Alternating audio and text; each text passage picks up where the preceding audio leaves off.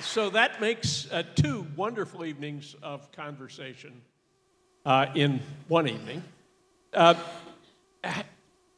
many people were able to park without difficulty coming here tonight? And how many committed a violation in the way they parked?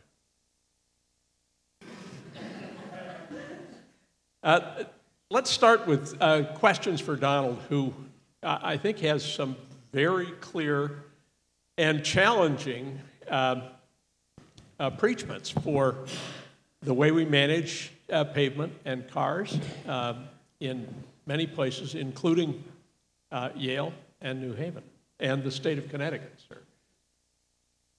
Yes.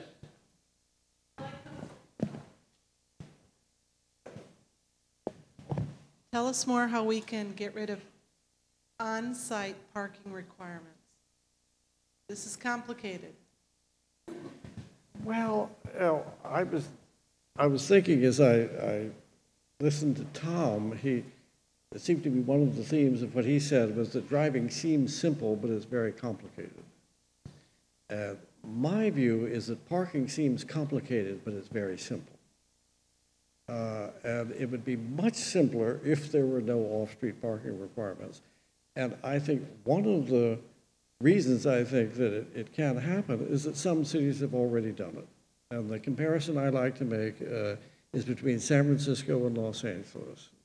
Some of you have heard of Disney Hall, the new concert hall by Frank Gehry in Los Angeles.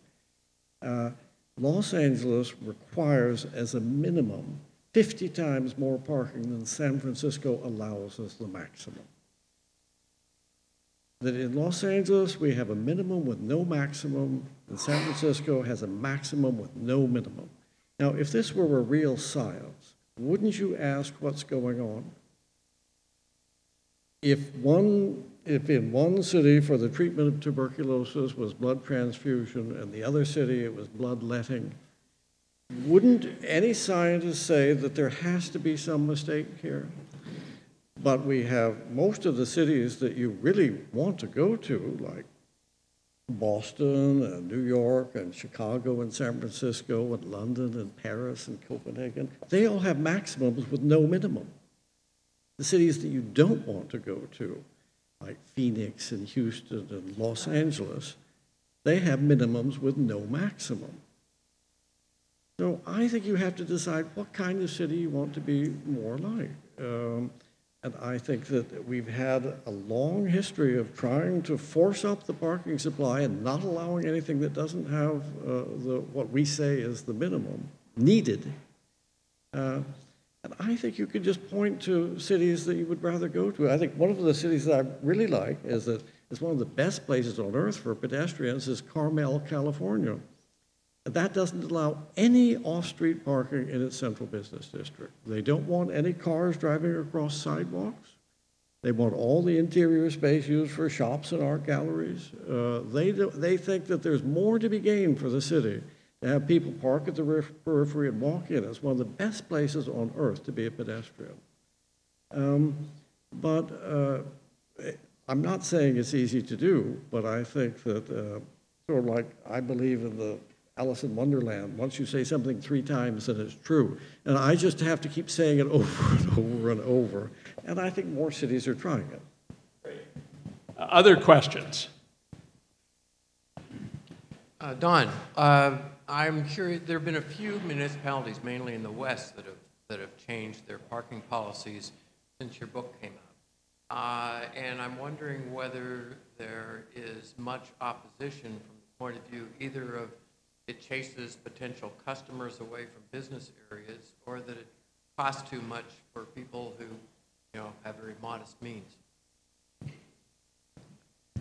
Well, naturally, I hear that question a lot, and I've become, I hope, practiced in answering it. Is that because I do have a second life of going to cities and giving my spiel. And there's always somebody who gets up, and it isn't a question, a tentative. They say, I'll never come back to downtown Santa Rosa if you run the parking meters after 6 p.m. or something like that. And the argument I would make to the merchants and the property owners, and they seem very receptive, is that who do you think will spend more in a store or leave a better tip at a restaurant? Somebody who will come only if they can park free after they drive around long enough to find a space, or somebody who's willing to park, to pay for parking if they can easily find a space? Which will make the area more prosperous? Say at Old Pasadena, when they put in parking meters, the merchants thought we're going to drive everybody away. But once the city told the merchants and property owners, you'll get the revenue like that, they said, that's different. Let's run the meters till midnight. Let's run them on Sunday. It's what you do with the money that is very key. And then if I really don't like the person who asked the question, I said, and if you aren't willing to pay for parking downtown, maybe you'll find you'll get a better deal in the food court in a suburban mall with ample free parking. So everybody will win. Let's get a question out of the front 2 rows. Well, we're still in the front row. Here we go. Don, I'd like to ask you what your opinion is about parking supply at rail stations, and how you would address the supposed demand issue there. The local case may be illustrative. Well, you could probably predict what I'm going to say, and that is to charge the right price for parking. Is that if all the spaces are full, the price should go up.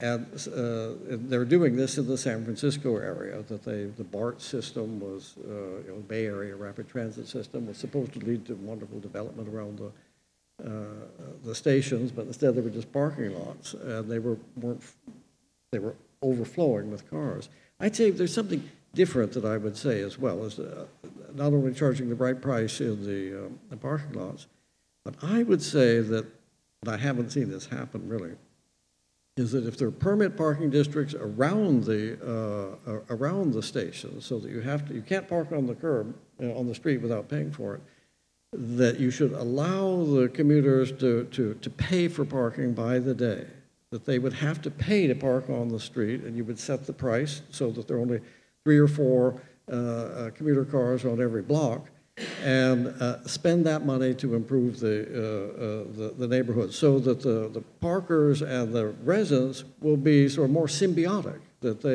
the people who want to drive to the train station will be paying guests. They won't be freeloaders anymore. They'll be paying guests, and that's very different. Many universities do this. Well, not many, but some, like the University of Colorado at Boulder, which does everything right, it seems, in environmental things, but in all the surrounding neighborhoods, they do surveys to see if there are some empty spaces during the day, because almost everybody has to go to work during the daytime to make a living, to pay the mortgages in Boulder. So that if there's less than 75% occupancy, they'll sell up to 4 non-resident daytime permits to outsiders. They charge them every month what the residents have to pay for a year.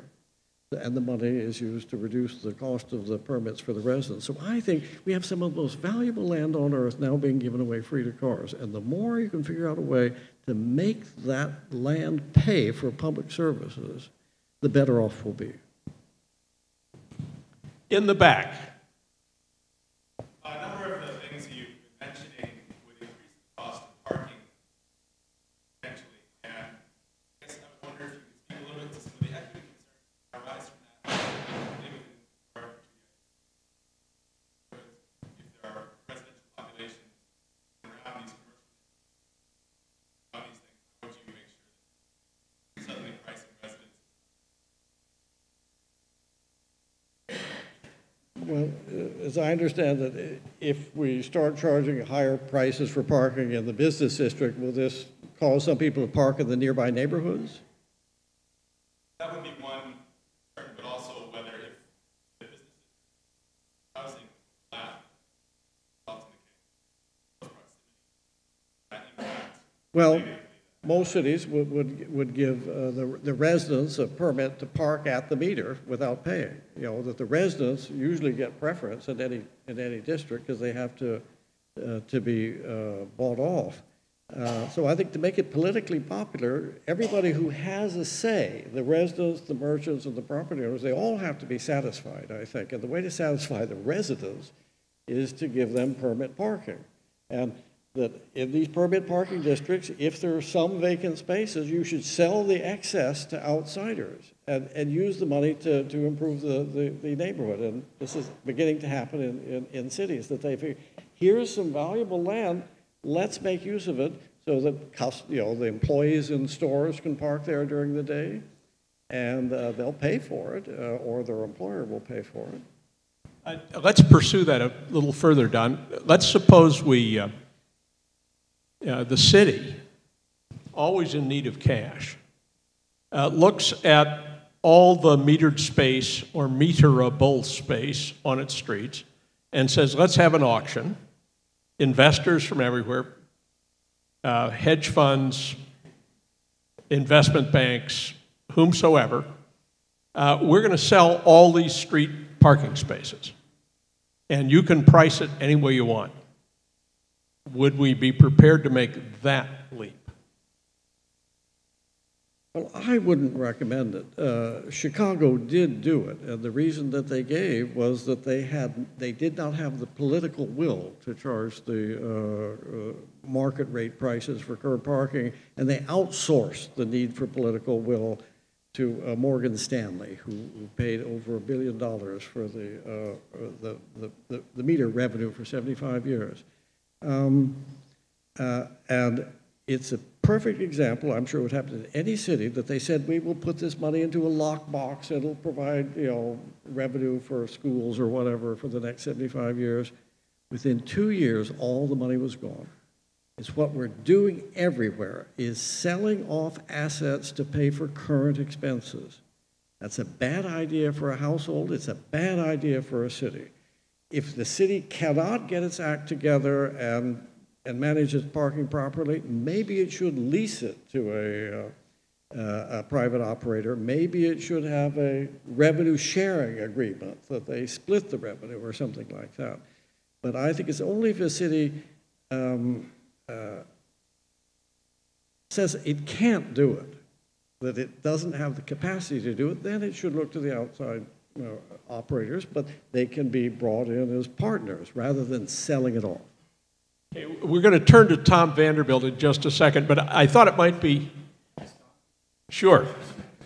Don, in the slide I had from Purdue University, one thing I forgot to mention was that Pijanowski found that, interestingly, despite this abundance of parking, he found that people he surveyed still found that there was not enough parking. And I don't know if this is necessarily a peak demand issue, or it leads to the question about sort of the perception of what is available parking and how that sort of plays. And just wondering if this has been studied, to what extent, and... Yes, it has. Parking is so much simpler than driving that it's been studied very well that whenever there's a place like West Hollywood is a hot spot in Los Angeles now, very trendy. People say there's a terrible shortage of parking, including off-street parking. We need more of it. And I went into the parking garages. You take pictures of the ground floor spaces, and they're just covered with oil spots. You go up to the top deck, and it looks as though there has never been a car on it. That is pristine, white concrete, as though there's never been an oil spot. I went to the top of the Temple Street garage. I did not see a single oil spot on it. I think that the spaces that you can see are the first spaces to be taken, and it looks as though there's a shortage. But when you go to the spaces that people can't see, there are a lot of them. But getting back to my one note, I would say the first spaces you see are the curb spaces. And if they're all full, you think there's no parking. And if we got the price right for curb parking, nobody could say there's a shortage of parking, because everywhere they went, they would see 1 or 2 vacant spaces on every block. They could never say there's a shortage, because well, some people would, I suppose, but most people wouldn't. This is really potent and interesting stuff, and persuasive to me.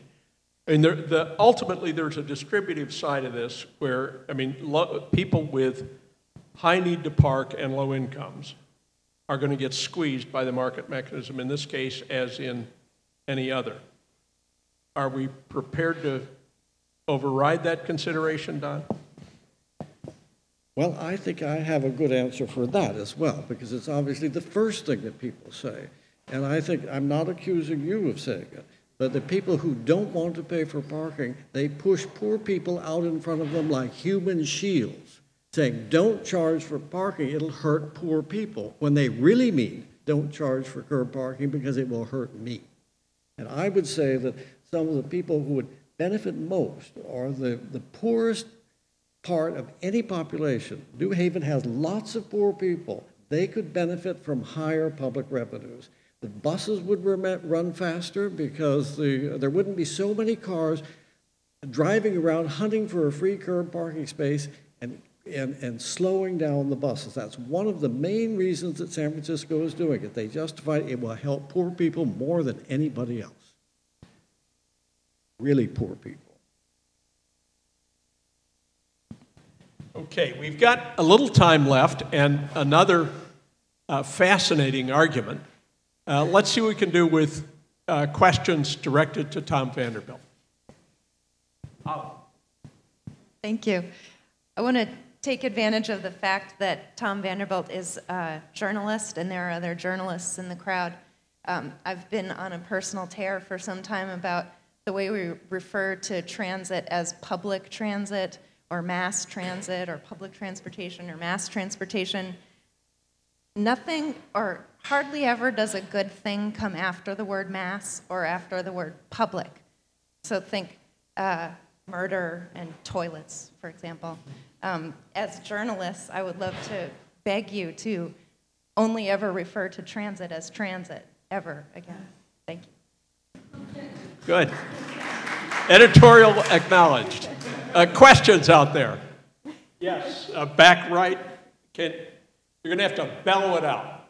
I was thinking specifically about the sign show children at play.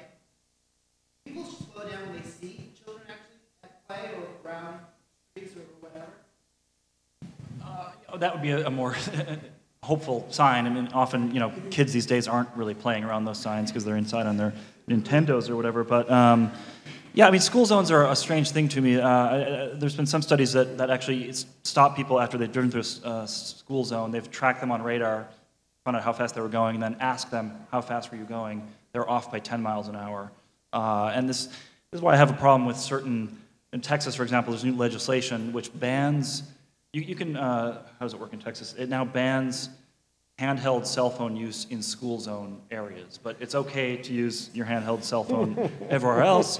So this sort of assumes that, number one, you've seen the sign. Number two, you're actually going to stop your conversation right at the moment you enter this. And it begs the question of, are you asking people to drive in one manner here and then act less safely in other areas? And clearly there's a reason we need some schools, amplified school zone protection because of the habits of children, but yeah, I mean, this is the argument, to get back to the question about seeing things is so much more potent than actually seeing a sign advising of them. And the famous argument here is Brian Arthur's safety, not Brian Arthur, I'm blanking on the name, excuse me, the safety in numbers argument, which is basically that the more you see of something, the more likely you are to actually see that thing, which has been advanced to help explain why countries like the Netherlands and Denmark, in addition to having better facilities to begin with, have such lower pedestrian and cyclist fatality and injury rates. So the drivers just are so accustomed to dealing with them, to seeing them, and it's sort of a nice cycle. The more pedestrians you see, you sort of drive slower, and you see the pedestrians for a longer time, and it all sort of works in a feedback loop. So, Yes. Tom, I share your affinity for incentive-based programs and for Thayer's approach through the book Nudge and stuff like that. And I was curious if you've come across any incentive-based programs that you've seen that are actually working to impact certain traffic patterns or negative traffic behavior that we've seen in the past.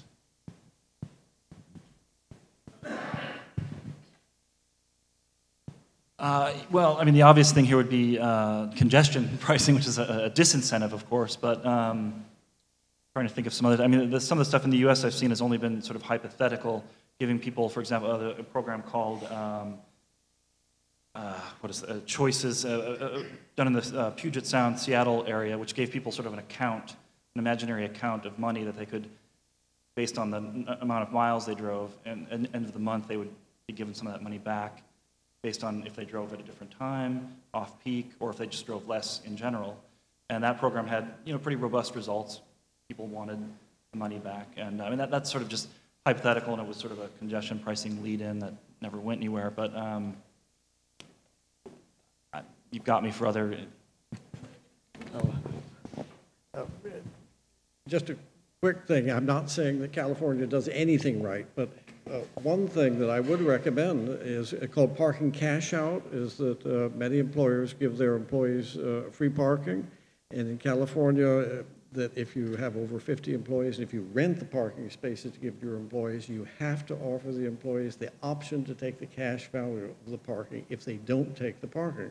So it's not charging them for parking, it just makes them aware they have an alternative. If they'd rather ride the bus, ride transit, or if they'd rather bicycle or walk or carpool, they could have the cash value of the parking subsidies. The employer can't say, I will give you free parking or nothing, which is what almost every employer in the United States does.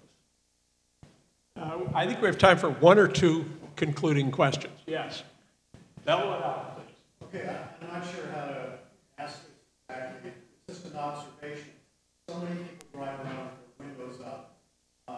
And it's a beautiful 70-degree day, and they're driving. It seems really odd to me. And then secondly, soccer mom phenomenon in the neighborhood, and how less safe or driving doing. Yeah, good observations. I mean, on the first one, it's not a new observation that people feel insulated from the environment around them as they drive a car. But with regard to the windows being up, this is something where even cabin noise has been studied, and in the absence of cabin noise, people actually measurably drive faster. Noise is another one of these feedback systems. When you drive a small convertible or something, you're much more aware of your environment. We're driving around in these very large insulated vehicles. You can't see what's around you. You lose sense of relationship with the neighborhood around you. And just on the second comment, it reminds me of, I think Safe Routes to School did a study looking at traffic injuries for children around schools, and found that the majority of kids were injured by other parents taking their kids to that same school. So, and this is something, again, comparing the early 70s to now, when I was young, I grew up in the suburbs, yet I, like the Brady's, I walked to school. This was not a bizarre behavior. More than 50% of American kids did that. Only 3 decades ago, now it's down to about 16%. And, so. Last question, George Edwards in the back. Thank you. It's got to be really loud, George. Yes. Listen, I hope this question,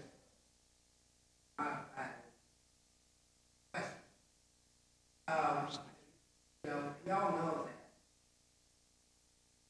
parking meters are a source of revenue. Not only the money in the meter, but the money that's accrued from parking violations. Tow truck companies who make all the money snatching cars, and the parking places that cars are stored, and all this money was draining out of motorists and cars and would be pocket. But what do you say when a city makes arrangements for a street like High Street, a block between Elm and Wall Street, to be controlled by Yale University, a private institution on a public street? How do you answer the question about that kind of arrangement? How it affects I was, the arrangement to which the speaker refers is that the city in 1991 leased High Street and Wall Street to Yale for 99 years. And the object was to put cash in the city and to give the university planning control over its interior streets. And George, I guess your objection is what goes into the meters does go to the city, but the planning control is with Yale, and I believe that you're a longstanding opponent of that arrangement. Okay, we have a distinguished member of the audience here from Connecticut DOT, and he's got a last question. Not so much a question as really an observation. I'm Doug Rae with the Connecticut DOT. And yes, we are going to expand parking capacity here in New Haven as part of a larger vision for transit-oriented development around the station. And given the current state of revenues here in Connecticut, we are going to charge market rate for that parking. I can assure you of all of that. You mentioned Phoenix earlier today. Very good observation. They actually recently built a light rail system in Phoenix, connecting Mesa through Tempe into downtown Phoenix. Expected 17,000 riders per day. I worked on the system. I actually oversaw the opening of the system. I'm sorry. And the ridership on that system, despite free, ample parking in downtown, is 40,000 people per day. The system just opened up in December 2008. So as long as there's a good alternative to parking downtown, and that maybe public transportation, pardon me, Holly, but there's ways in which we can achieve this. And last is the behavior that you talked about on riders. I wish I had been able to sort of document this over time, and I hope my wife is not seeing this by any chance, but we grew up in Boston. She didn't get her driver's license until she was 32 years old because we moved from Boston. We actually had to start driving cars. And she went to being a raving lunatic, and quite honestly, I'm really hoping she's not watching this. She's a lawyer. It would be very bad for me. But her behavior since we moved back to a more transit-friendly Connecticut is much better, and she's in a much better mood for all that. So, thanks, and let's have a round of applause for these wonderful speakers.